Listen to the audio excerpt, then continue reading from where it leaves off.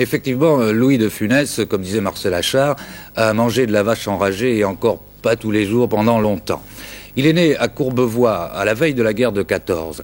Et pour payer ses études de comédie, il a à peu près tout fait. Il a été dessinateur, il a été fourreur, il a été étalagiste et même photographe. C'est Daniel Gelin qui lui a donné le virus de la comédie.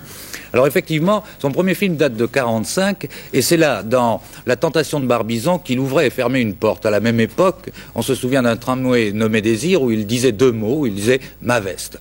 Avec acharnement, il a poursuivi sa carrière à la fois au théâtre et au cinéma. Il a joué une centaine de petits rôles et on peut dire que la gloire est venue avec la traversée de Paris de Claude Tanlara et Les Belles Bacchantes de Robert Derry. Et puis pour le théâtre, c'était avec Oscar.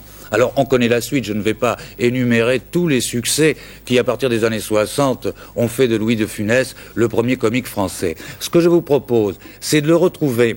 Il nous expliquait en mars 79 les caractères de son comique. Et puis, il ajoutait aussi quelques mots concernant sa retraite nantaise. Je fais des gravages, je ne fais pas des gravages, je fais la tête que font les gens, que beaucoup de gens font, c'est pour ça qu'ils rient, parce qu'ils doivent se reconnaître. Vous les observez beaucoup, vous notez? Oui, malgré moi, oui, depuis toujours.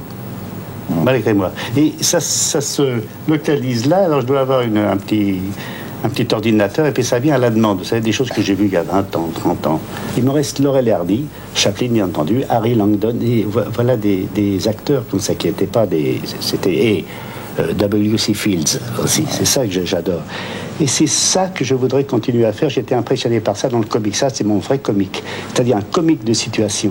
Vous savez, la situation, c'est toujours la plus grande situation du monde. C'est un monsieur qui lit son journal avec une chaise, quelqu'un s'approche, on lui fout une bombe là-dessous, et lui, il tourne les pages, il n'y a pas de...